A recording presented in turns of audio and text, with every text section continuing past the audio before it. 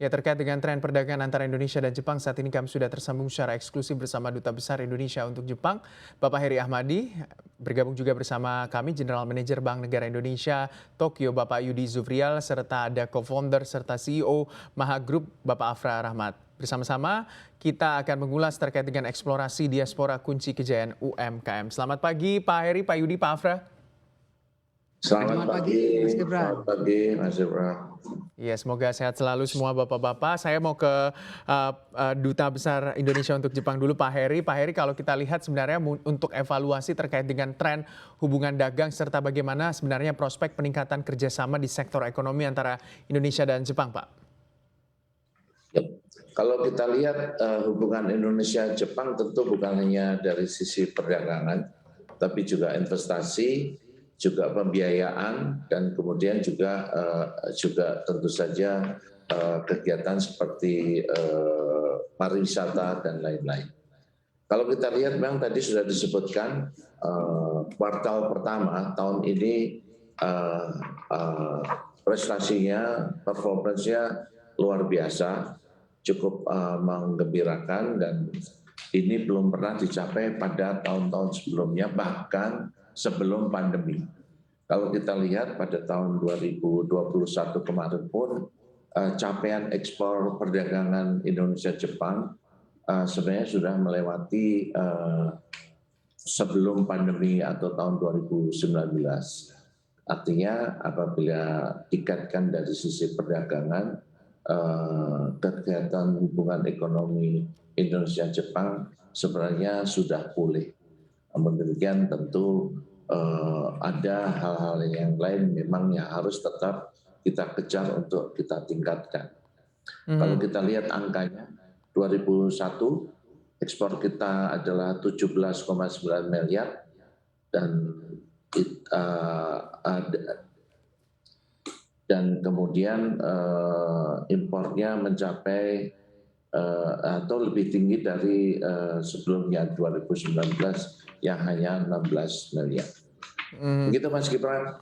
Oke, saya mau ke perwakilan BNI tentunya di pagi hari ini. Kalau kita melihat Pak, bagaimana sebenarnya kebutuhan untuk solusi keuangan dan juga tren transaksi keuangan diaspora yang ditangani BNI Tokyo selama ini, serta ekspektasinya ke depan seperti apa?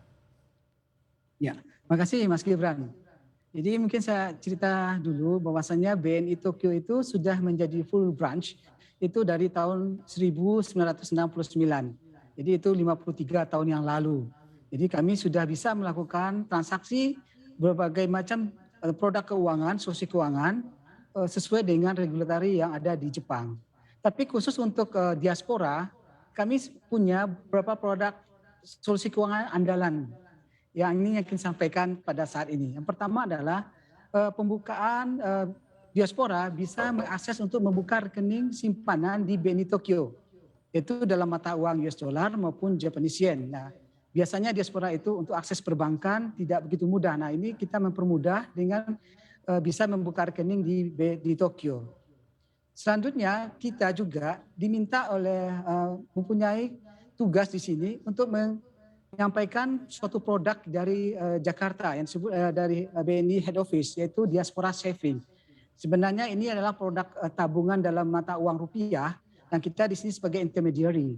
Jadi kalau para diaspora di sini yang belum punya produk tabungan dalam rupiah, itu bisa membuka rekening secara digital dengan menggunakan aplikasi Diaspora Saving. Selanjutnya produk lain yang juga jadi andalan kami adalah produk kiriman uang. Ada dua produk di sini. Yang pertama itu adalah remittance cards, itu untuk nasabah personal, dan kemudian ada yang kedua adalah express transfer, khusus untuk nasabah korporat. Nah, remittance produk kiriman uang kami ini itu mempunyai fitur yang sangat mudah dan juga bersaing. Ya, mungkin saya juga informasikan di sini bahwasannya perbankan di Jepang itu tidak begitu tertarik mempunyai bisnis kiriman uang. Nah, ini sebagai andalan kami untuk membantu para diaspora dalam melakukan pengiriman uang ke Indonesia. Produk lain yang kita juga jual adalah diaspora lending. Nah, ini produk yang relatif baru kami luncurkan, tapi kami sudah mempunyai beberapa nasabah yang kita sudah signing beberapa saat yang lalu. Ada 2 nasabah yang sudah melakukan penandatanganan fasilitas, dan berikutnya mungkin akan dilanjutkan dengan diaspora lainnya. Produk Mhm. lainnya adalah local currency settlement. LCS ini adalah produk hasil kerjasama antara pemerintah Jepang dengan pemerintah Indonesia. Dalam hal ini tujuannya adalah untuk memboost atau mendorong transaksi ekspor dan impor antara Indonesia dan Jepang. Jadi transaksi ini memungkinkan semua eksportir dan importir bertransaksi menggunakan mata uang direct quotation atau direct quotasi, yaitu antara Japanese yen terhadap mata uang rupiah. Nah, keunggulannya di sini adalah tentunya dengan exchange rate yang sangat bersaing dibandingkan kalau kita menggunakan mata uang US dollar. Selanjutnya yang terakhir adalah mengenai layanan Japan Desk di Indonesia. Memang posisinya di Indonesia, ini sebagai jembatan buat nasabah-nasabah kami di Tokyo yang ingin melebarkan sayapnya untuk melakukan ekspansi ke bisnisnya di Indonesia, bisa menggunakan layanan Japan Desk ini. Dan tentunya ekspektasi ke depan kami adalah sesuai yang dijelaskan oleh Pak Dubes tadi, Pak Heri, bahwasanya ekonomi Jepang dan Indonesia ini hubungannya semakin meningkat dari tahun ke tahun. Tentunya kami juga berharap bahwasanya ke depan semua transaksi-transaksi kami dengan nasabah diaspora maupun yang berposisi sebagai tenaga magang maupun tenaga kerja di sini itu akan selalu meningkat. Termasuk juga kami akan mensupport diaspora yang berkeinginan untuk melakukan ekspansi kreditnya di Jepang. Demikian Mas Gibran. Oke, seperti itu tentunya yang dilakukan oleh BNI ya. Saya mau ke perwakilan diaspora, tentunya kalau kita lihat sejauh ini apa saja fasilitas atau solusi keuangan yang dari BNI yang telah Anda gunakan? Terima kasih pertanyaannya. Seperti yang sudah dijelaskan Pak Yudi barusan, ada 2 produk yang saya gunakan. Sebagai individu, yang pertama adalah BNI Remittance Card Service untuk mengirimkan uang ke Indonesia. Lalu untuk perusahaan ada namanya Express Transfer. Ini sangat cepat, mudah, hemat. Jadi 2 solusi keuangan dari BNI ini sangat membantu saya secara individu maupun korporat. Oke, itu yang sangat membantu tentunya untuk dari BNI untuk Anda. Nah, saya mau ke Pak Duta Besar. Kalau kita melihat sebenarnya seberapa besar peluang UMKM asal Indonesia untuk bisa mengembangkan bisnis ekspor ke Jepang? Terima kasih Mas. Pertama saya ingin menambahkan dulu Mas tentang apa yang layanan dari BNI ini. Kebetulan semua staf dari Kemlu yang bertugas di luar negeri itu selalu dibekali dengan rekening BNI. Dan pada hemat saya itu sangat bermanfaat karena apa? Sampai sekarang pun rekening saya yang rupiah yang berdasar di Indonesia itu masih terus saya pakai di sini. Karena rekeningnya BCA itu ada Mastercard-nya, jadi bisa untuk debit Mastercard. Dan ini pada hemat saya sangat berguna sekali, termasuk juga untuk transfer uang ke Indonesia. Biasanya sekarang ini saya urusan untuk yang pembayaran-pembayaran yang saya harus lakukan di Indonesia juga masih menggunakan debit card saya yang dari BNI itu untuk di Indonesia. Dan charge-nya sangat masuk akal, hanya 6.500. Jadi kalau saya kirim dalam jumlah besar pun, charge-nya juga tetap hanya Rp6.500.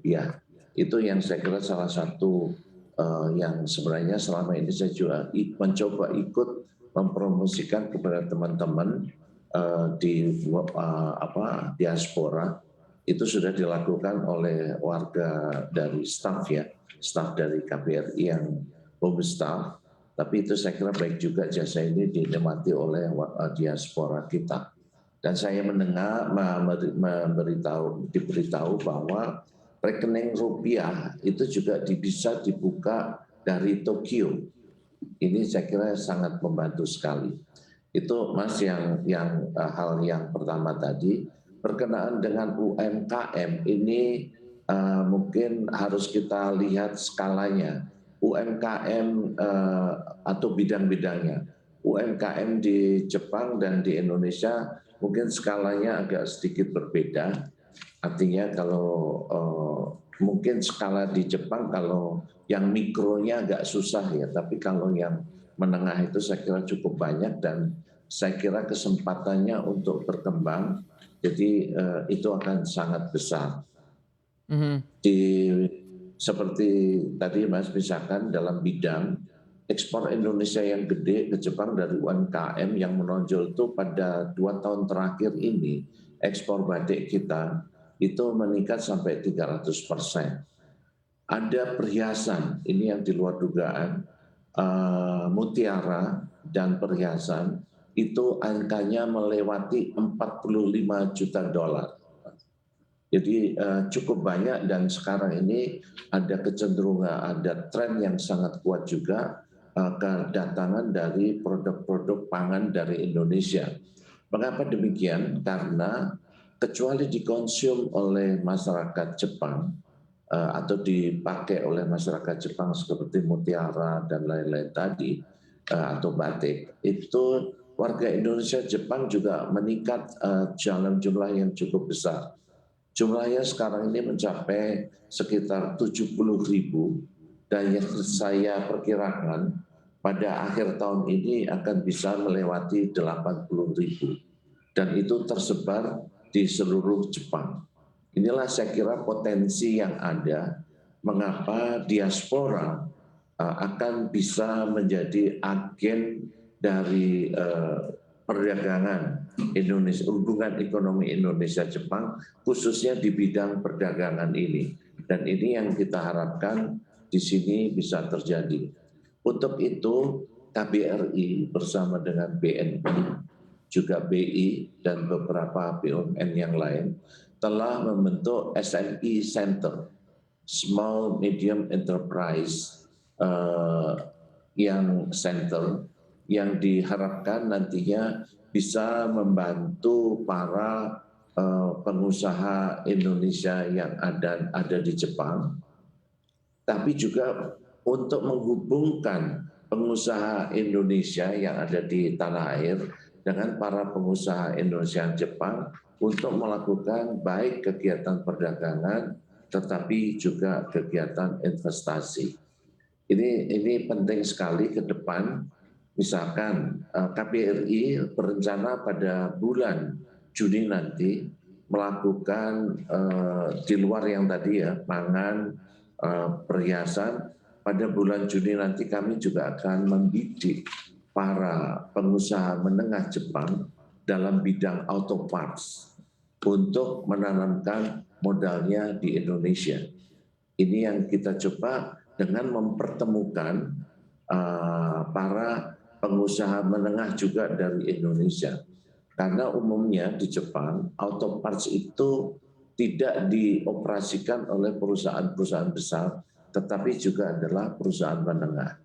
Ini saya kira satu kesempatan yang hendaknya kita juga bisa kembangkan, karena industri otomotif di Indonesia itu telah berkembang begitu besarnya, sehingga mampu mengekspor dari Indonesia ke 80 negara dengan nilai sekitar 7 miliar dolar satu tahun. Lebih dari 7 miliar dari satu tahun.